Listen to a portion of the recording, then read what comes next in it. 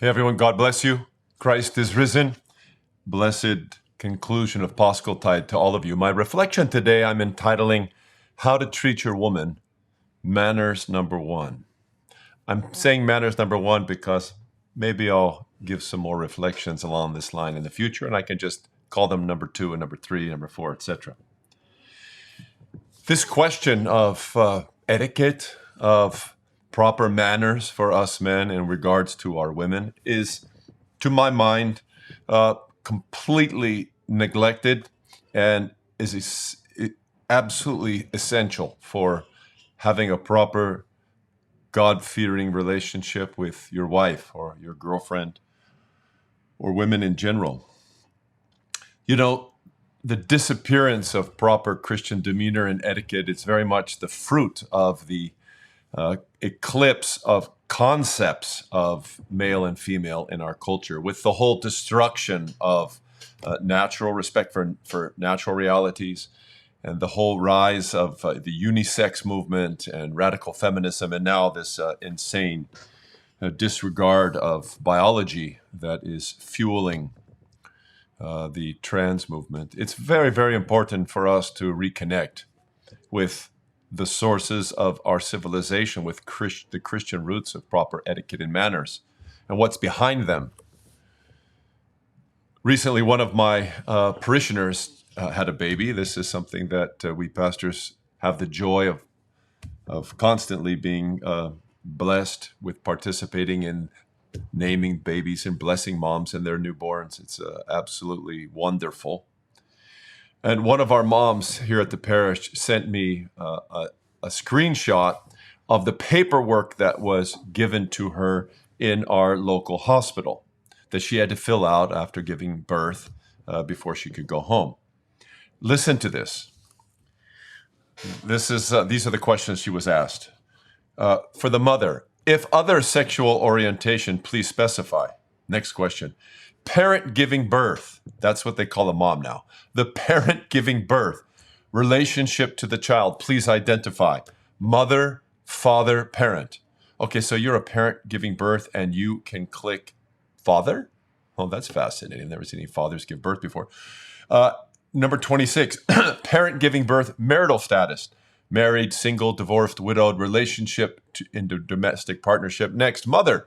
How do you describe your gender identity? Male, female, female to male to female, non-binary, gender queer, neither exclusively male nor female, other gender identity category. Do not know, decline to respond. Now that's a nice one right there.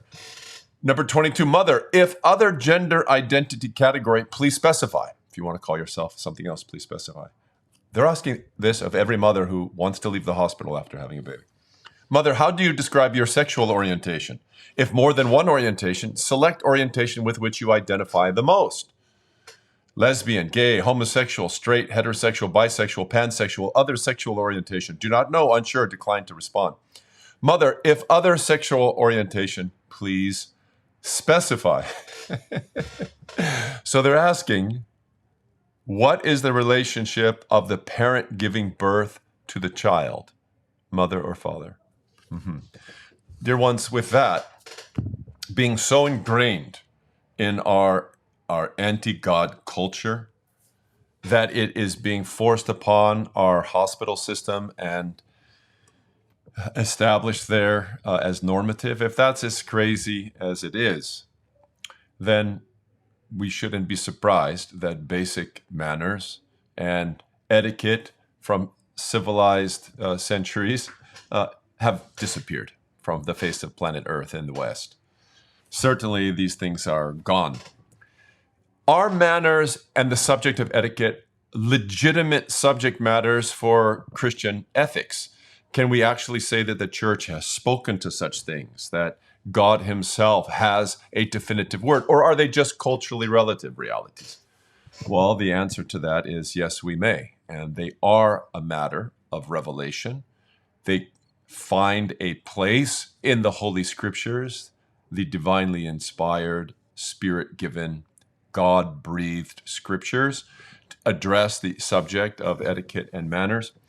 And while not negating the fact that there are particularities that are cultural, The core is a religious question. It's a question of God's nature and what he has established as holy and loving and beautiful. And it takes form and expression in all cultures, these principles of proper manners and etiquette. For instance, today I was speaking with our young people. I was the priest who served Orthros this morning for our church. Every Orthros, we have the kids from our academy and parents and different people from the community. And at the end of the Orthros this morning, I gave a small reflection on how to be responsible for yourself as a young person. Mostly what I was addressing was the responsibility for young people to communicate a spirit of gratitude to the community, to the church that has provided incredibly for the young people. At least in my parish, our community has gone over and above, I think, what most would think was a loving and sacrificial effort to support the children. And they have fantastic playground facilities and educational facilities and beauty surrounding them all over the place. And I asked the young people, what actions can you take on a regular basis when you're here in the academy or in a worship service or in some ministry function to communicate to your brothers and sisters, to the parents and grandparents and great-grandparents of this parish, that you're thankful?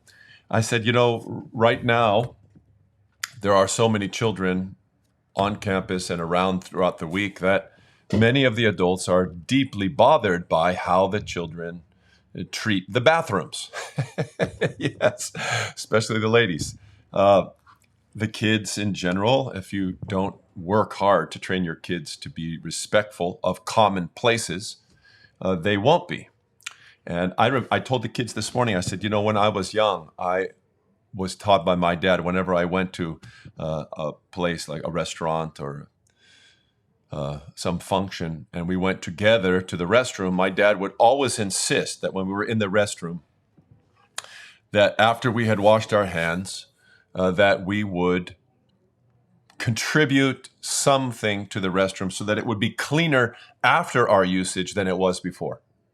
This was absolutely non-negotiable to him, that we make a contribution and we don't just use it. We don't wash our hands and throw the towel on the ground. In fact, what we do is we take our towel and we wipe down the sink. If someone has left it a mess, we take our towel after we wash our hands, we wipe down the sink. If there's a dirty towel on the ground, we take our towel and we pick up those dirty towels and we put them in the trash can so that when we leave, we've made a contribution towards beauty, a contribution towards dignity. We're not someone contributing to the degradation of the place. And I told the young people, I said, what message does it give if you treat bathrooms poorly? How do you think your brothers and sisters here, your parents and your godparents and your grandparents, what do they think about the young people of our parish if every time they go in the bathroom, they find pee on the sink and they find towels on the ground and water sprayed everywhere? And I'm being restrained in what we have found on the walls over the years. I won't go further into that. And they were very clear that would be a communication of disrespect. And I said, it's actually something much more. It doesn't just communicate disrespect. It does. What it really says, what it's really saying to the community is, not only am I not bearing a sense of responsibility, a communal responsibility to promote order and beauty on campus, but I actually am so important that you should hire a servant that follows me around and cleans up after me all the time. That's who I am. That's the message that everyone gives when you just litter and drop your trash places and pee on the seat and just think, somebody else is going to clean it up. It's their job, not mine. The kids got it. There's principles behind our customs, very important ones. And with regards to etiquette, I think you could see that with regards to the cleanliness of a bathroom. Also, the principle of how to be at the table. This is something absolutely central in Christian formation, and that is that there's a certain way that we conduct ourselves at the table. We pray. Christians do not eat before praying. We also flowing from that, flowing from an acknowledgement of God's provision for us and thankfulness, we never complain about our food, and we eat what's set before us. That's just how it is. To do otherwise is to negate the first principle of prayer. If you're going to thank God and tell him, thank you, Lord, for this and this, and then you're going to reject his gift, you're going to acknowledge it as gift and as an expression of love from God to us, and then you're going to pick it and complain about it. No, that type of life is sub-Christian. We pray, we eat what's given to us with gratitude.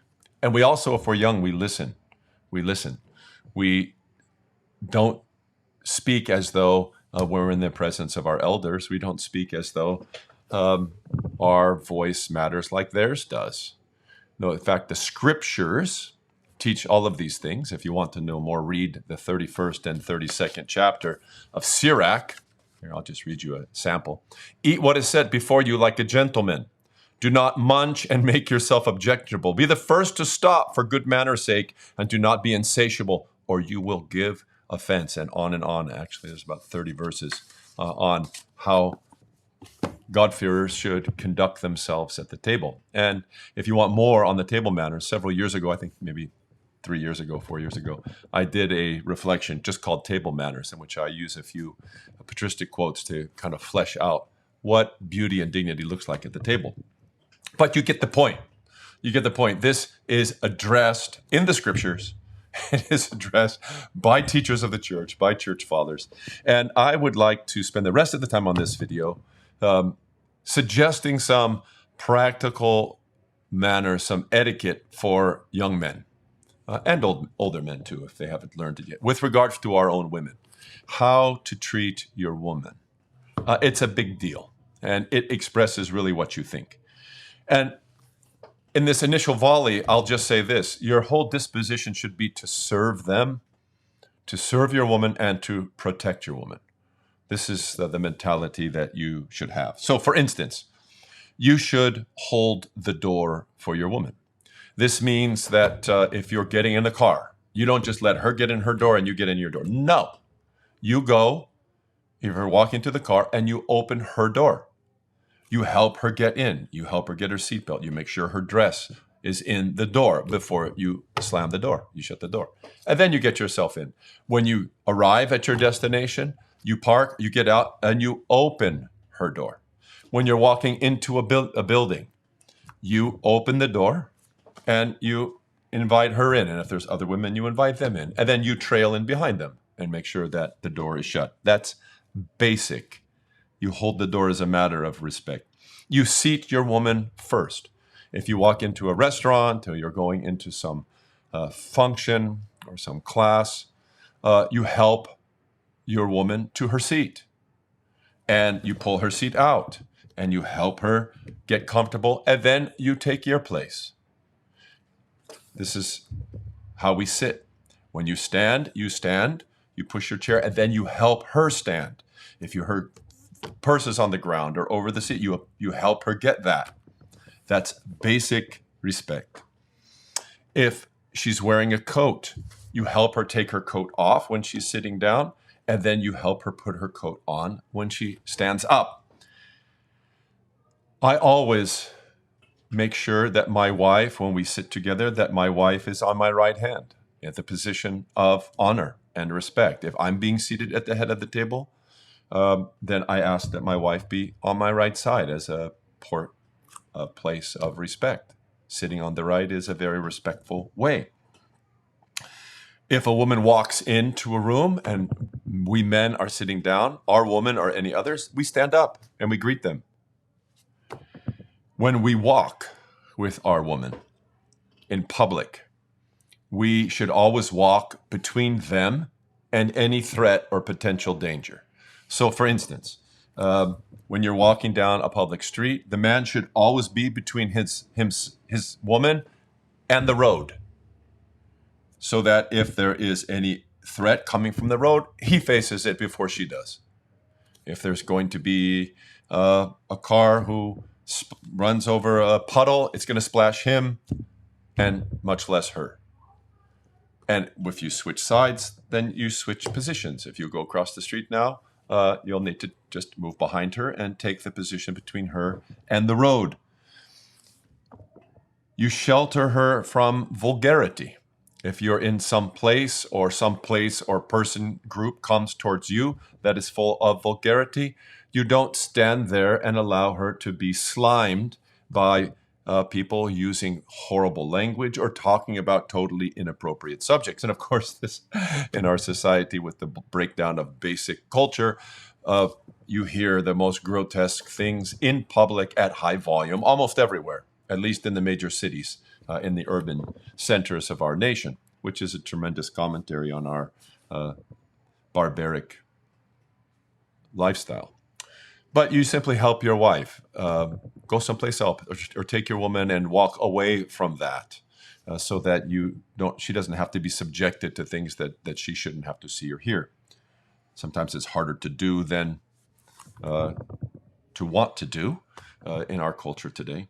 That involves also inappropriate images, music that turns foul, in everything you want to protect. The man imitating Christ is seeking the holiness of the woman. You want every woman who interacts with you, and especially your woman, the one to whom you're dedicated, to be better for having been with you, not worse. And that leads me to my last word, and that is, in this quest to show the proper manner and dignity and etiquette towards our women, in protecting them, we especially want to protect them from ourselves and from our baser nature. Hold yourself to a high standard. Don't allow yourself to express things that you shouldn't even be thinking. Don't express them out loud. Don't say or do or act in any way that is not going to uplift your woman and make her feel the better for having been near you. She should think better, love better, and feel more vivified, more truly convivial in a shared life with you than the opposite. Look at your woman in her face. If this is not your wife, that's where you look. You communicate eye to eye. Do not look at her body lustfully or in a sense of possessiveness or wanting to obtain that. That's objectifying her. Instead, be the man who she can love and respect so that you can become one with her. Keep a sense of the mystery of union before you and what God may be calling you to in that relation if he honors you with the great gift of holy matrimony. Don't turn your sisters into playthings, but respect them as sisters until God puts you two together and crowns you into one flesh and makes your woman your better half. I hope this is encouraging to you and will inspire you to honor God and the women in your life by these kind of practical, inspired wisdom. God be with you. Now available at patristiccnectar.org. Patristic Nectar Publications is pleased to present a 5-part lecture series by His Grace Irenei, Bishop of London and Western Europe for the Russian Orthodox Church outside of Russia, entitled Origins, Creationism, Evolution, and an Orthodox Theology of Creation. Well-known patristics scholar and respected archpastor, Bishop Irenei labors in this series to help believers approach the theology of creation from the presuppositions of the Church instead of through the prisms of evolution and creationism. By an intensive examination of the foundational texts of Genesis, together with numerous sources from the Church Fathers, Bishop Irenei enables us to perceive the Church's own theological priorities and emphases when addressing the subject of creation. For these and other available titles, please visit our website at patristiccnectar.org.